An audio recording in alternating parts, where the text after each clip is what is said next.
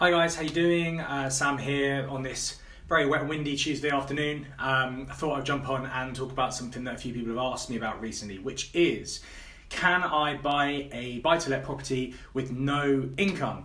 The answer is yes, you can.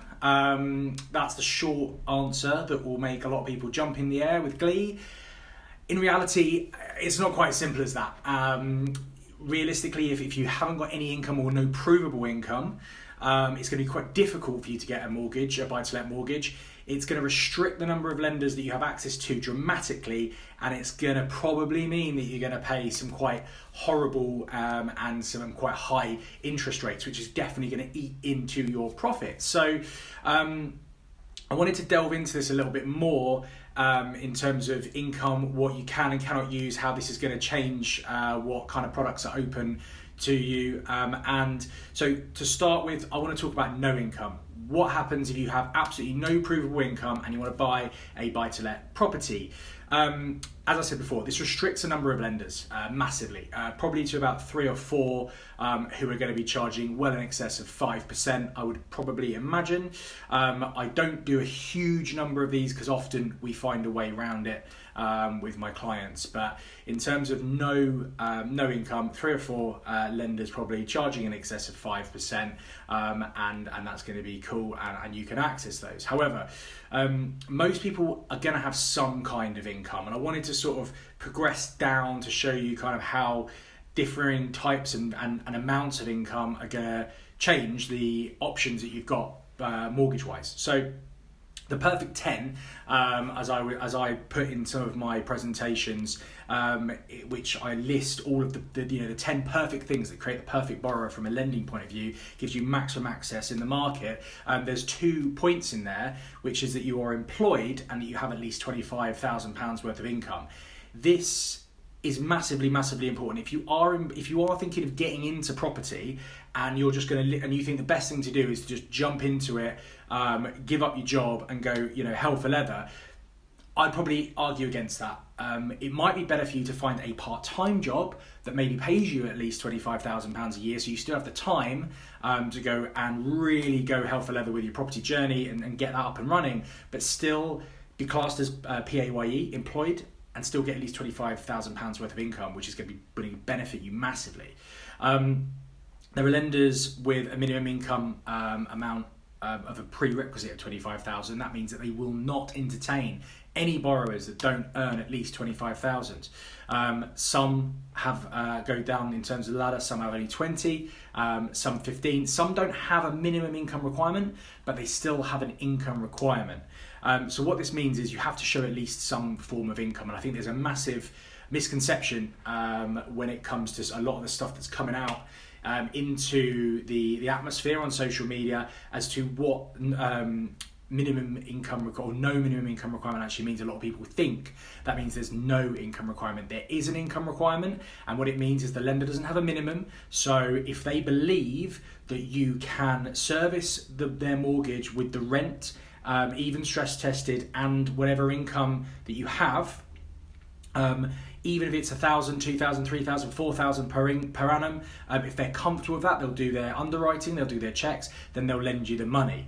What it doesn't mean is if you don't earn any money or nothing provable, that they will lend you the money that you need. That's not the case at all.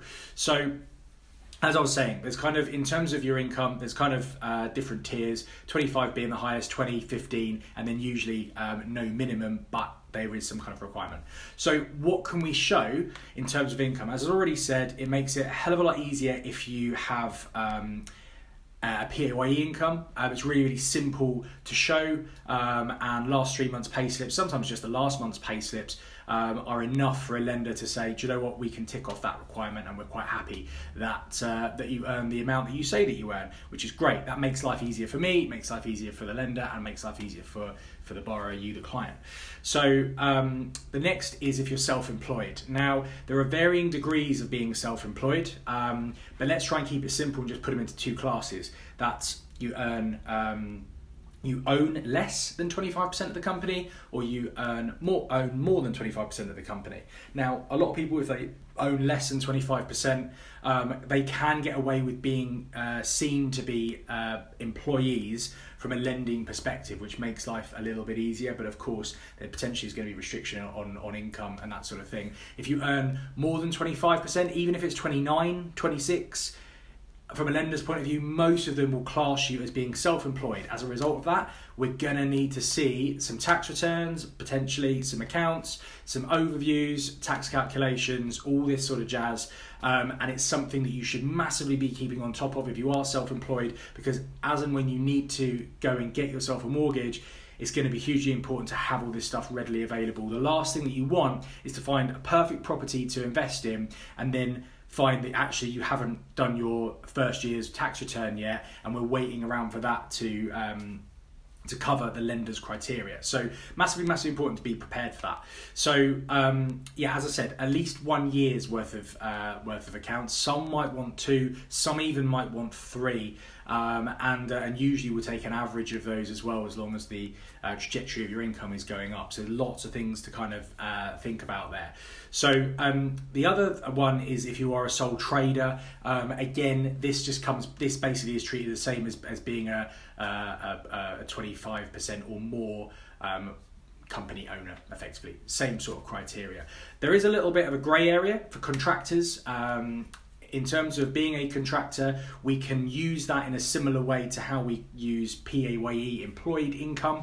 And the way that we would work that out is that you'll need a day rate and you'll need a contract. Your day rate will be times by 5 to make a week rate, and that will be times by either 46 or 48 weeks, depending on the lender. And wherever that is, that will be classed as your annual income. So if this is 25 or over, you're probably going to be okay.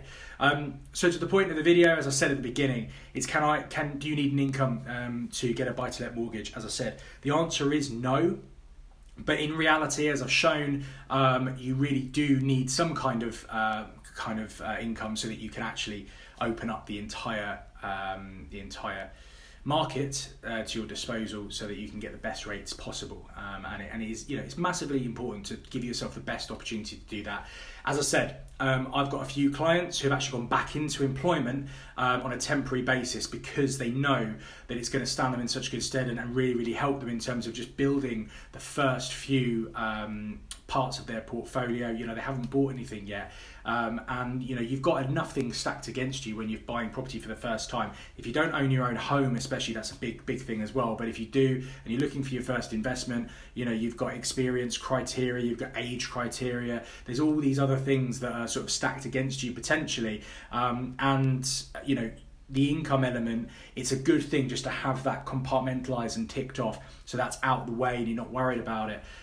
So certainly something that I think all investors or potential investors should be constantly thinking about. And if you are self-employed, to be honest, even if you're not getting into property, it's going to become something that you need to do your own tax returns on. I would certainly say that as one of your power team members, you should definitely have an amazing tax accountant, somebody who's an accountant but is a tax advisor as well, and has experience of working specifically with property investors, because they are going to understand everything, and they are going to be the ones that actually are going to say to you, look, we can minimize your tax by doing X, Y, and Z and putting certain things through the company, but have you thought about what you're going to need to show at the end of each year, so that you can tick a box when it comes to the income criteria for your mortgage? And so usually at that point, they would then point them back in my direction, or whoever broker you're using, and hopefully work together, because tax, mortgages,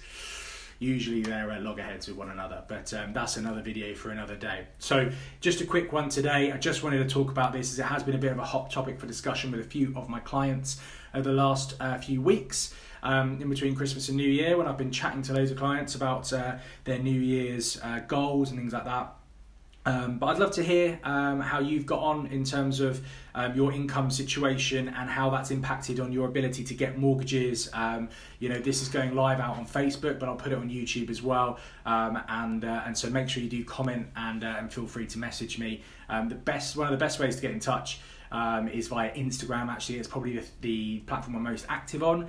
You can find me at the Sam Norris on there. If you DM me on there, I'll pretty much be able to come back to you straight away, because it's the only app I get notifications on. It's a good tip. Don't have notifications and everything, just ruins your day. You're constantly looking at your phone unnecessarily. But that's the one I do have notifications on. So if you want to get hold of me on social media, that's the platform to get in touch with me on.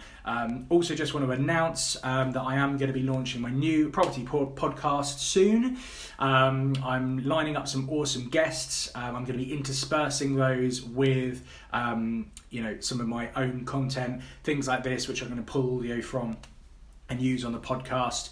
The podcast is called A Game of Loans, which I thought was a very, very fun play on words, as I am a Game of Thrones fan, property is a game of loans at the end of the day. So it's going to be a nice mix of property and finance style stuff, and hopefully that's going to be launching in the next few weeks.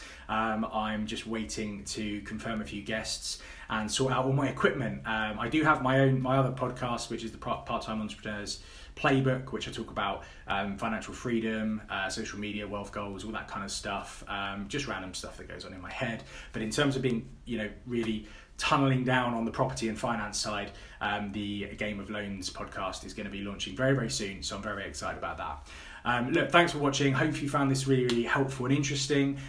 Good luck on your property journeys, whatever you're doing. Put your heart and soul into it, and I'll catch you on the next video.